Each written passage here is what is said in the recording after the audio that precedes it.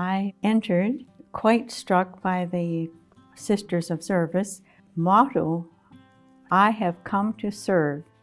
And nursing was my whole life, and nursing is serving, hands-on serving. But I really never articulated service or even what our charism was until many years ago I read an article called In the Service of Life. She described how serving is different from helping. Helping is based on inequality. It is not a relationship between equals, and people feel this inequality. When I help, I have a feeling of satisfaction. When I serve, I have a feeling of gratitude. So I really am grateful for the motto, I have come to serve and to be a sister of service. Amen.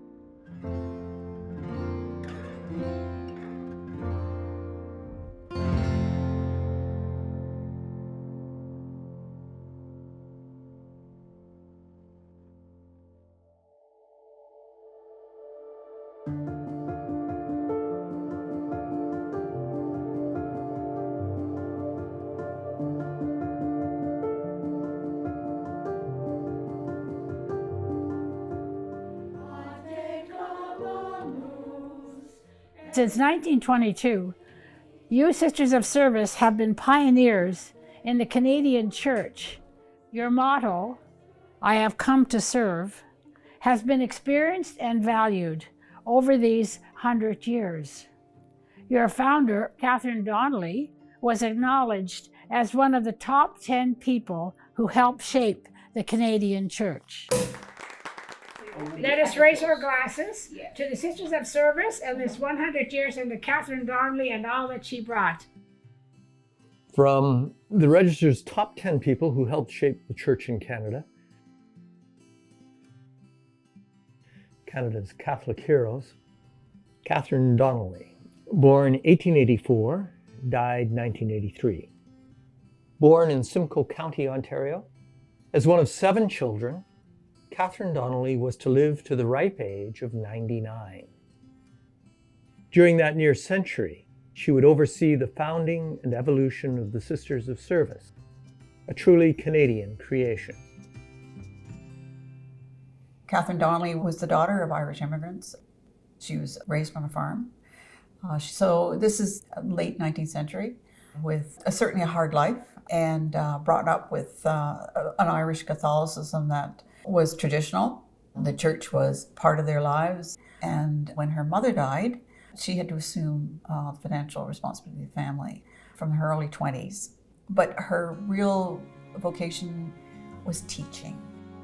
She and her friend decided to go out to Alberta. Now this is at the end of the war. In the West, they were looking for teachers. But when they arrived in southern Alberta, they were only teaching for 6 weeks before the flu epidemic had closed the schools. Catherine Donnelly looked around and realized that there was no religious faith, or particularly the Catholic faith, which she called a treasure, because the church was establishing in the larger centers.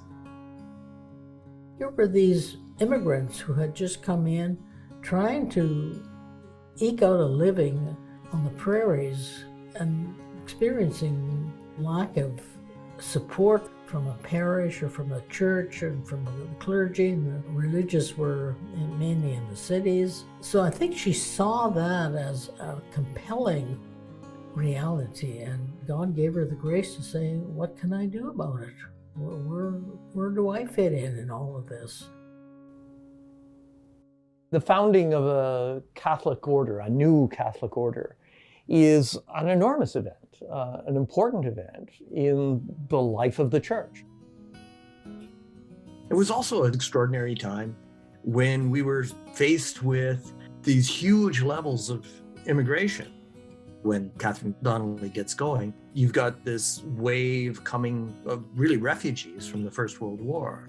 The Ukrainians, the Poles, all of these people that were coming into the Western Canada at the time. You had to have a new mode, a new way of doing things.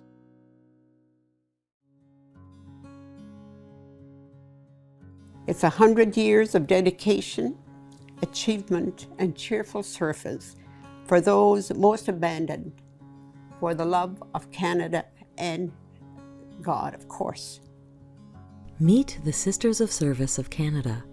Join them on their journey of remembrance and prayer leading up to August 15th, 2022, the 100th anniversary of the community's ministry throughout Canada and the 100th anniversary of their foundress, Catherine Donnelly, entering the Sisters of Service as the first sister on August 15th, 1922.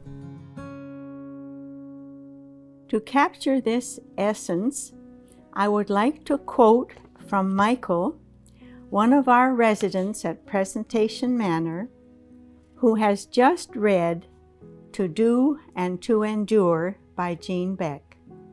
Among the many things that struck me about the story the book tells, first is the challenging physical and financial conditions that early sisters had to struggle with.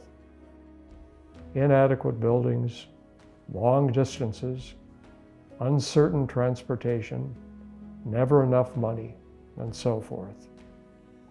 But somehow they managed to serve people very successfully. The second thing is the profoundly spiritual dimension, so obvious in the life of Catherine Donnelly, her collaborators, and her successors. My gratitude to you, your fellow sisters, both past and present, Sister Joan, for your sterling example of what a life of loving service to others really means.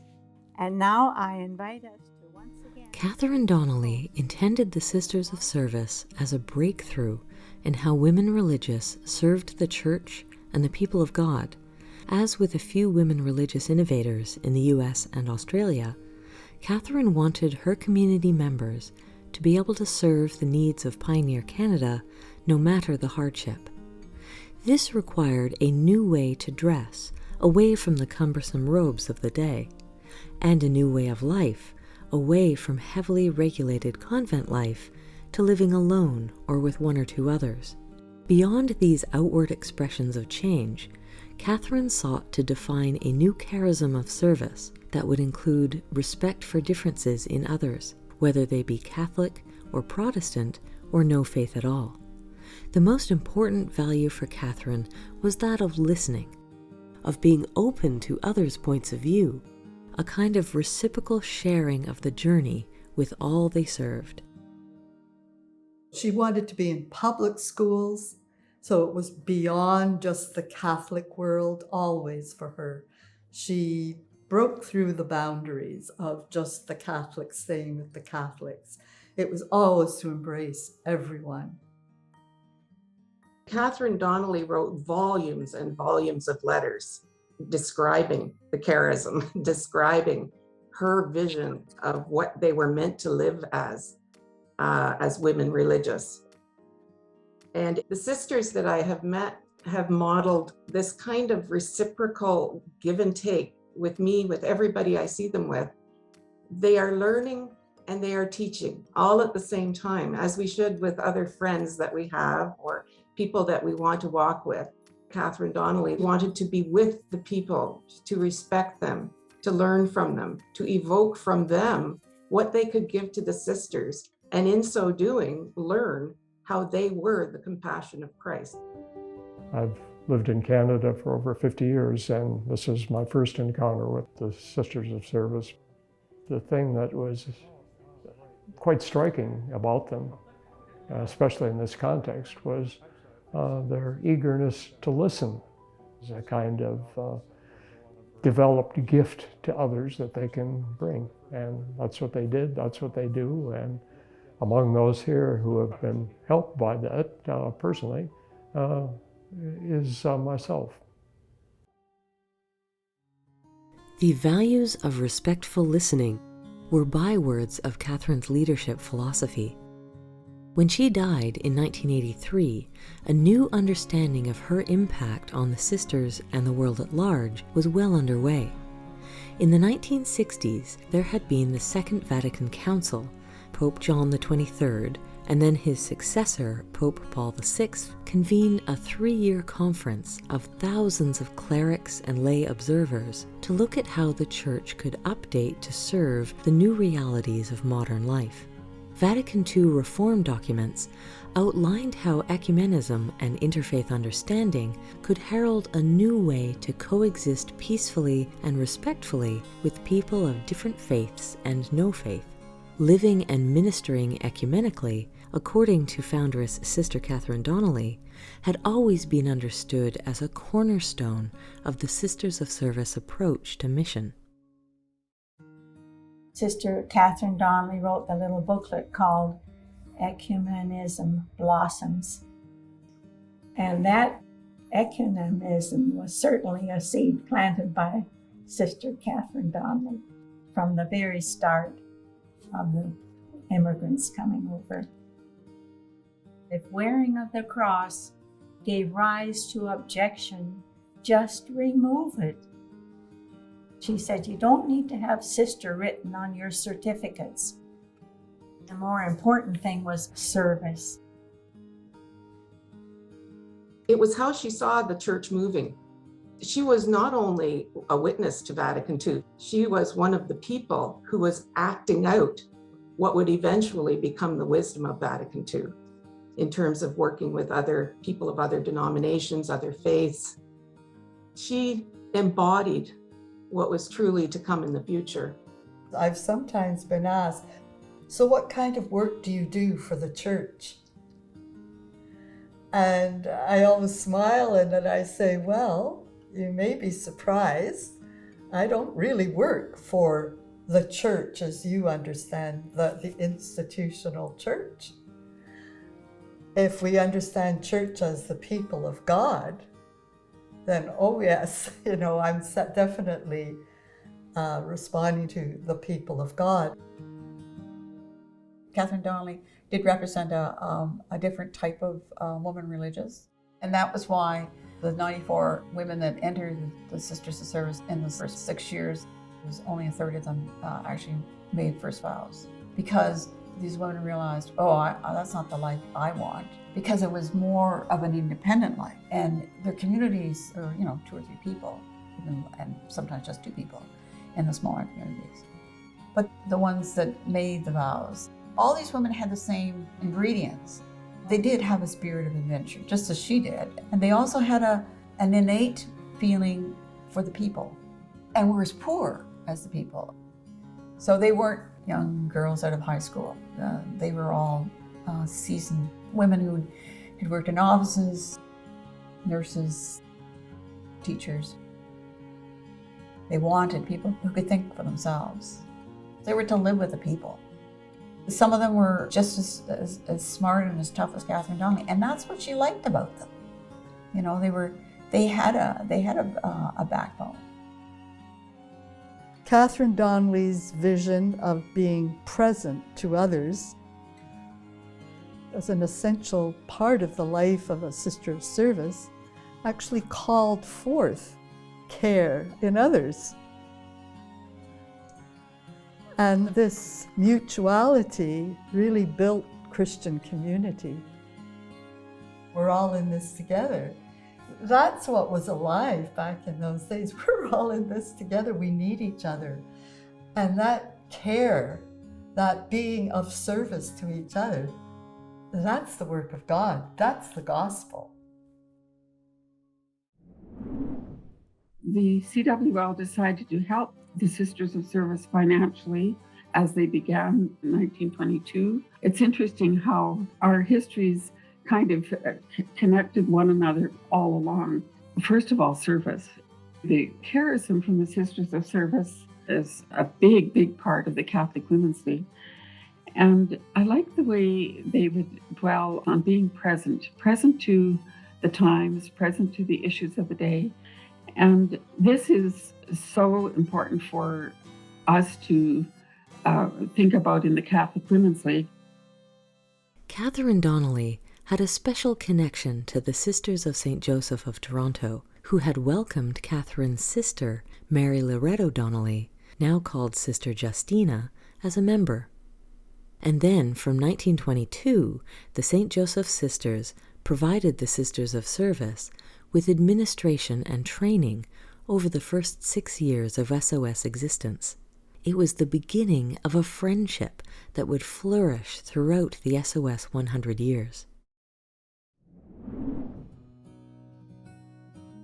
Father Daly, Redemptorist, was asked to work with our community in the early years. It was important to have a male figure with a hierarchical church. And he was the organizer, he was the one that teamed up and pulled it together. Catherine wasn't too interested in administration coming to our headquarters. She was very passionate about teaching, about serving others, going out and being sent out among the people, those who are in need. Catherine's incredible spirit of strength and determination, her readiness to be courageous and daring and bold and moving out to places others have not gone. Once she was there in the West, where she felt really drawn and called, her deep spirit was to be truly present to the people, building Christian community through the children. That was her vision. Happy birthday to you. Happy birthday, dear Margaret. Happy birthday to you. Thank you very much. We are celebrating your 100th birthday, 100 years of life. Oh my goodness. And at the same time, you're leading us into the 100th anniversary of the whole Sisters of Service community. And when you think of those two, your life, the community's life, we realize there's so much history in all of that. And also, along with history, just all kinds of memories and really significant stories. We have that nice display here. We have your journey, your missionary journey. For example, your first mission was Rycroft. There was a field between our house and school. And you know, Sister CD, she loved teaching, and teaching was very important to her. And sometimes her window in her school, her room would be open, and we could hear her pounding the instructions into the children, you know. Her voice was very loud.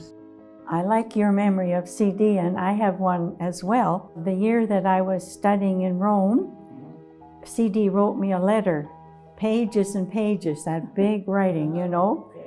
And I shared my letter with the group, and you know what they said? They were so astounded that my foundress was writing to me. They couldn't believe it, yes, that this was the foundress of our community, and she was writing to me about what I was studying, and so proud of it. She was very close to us.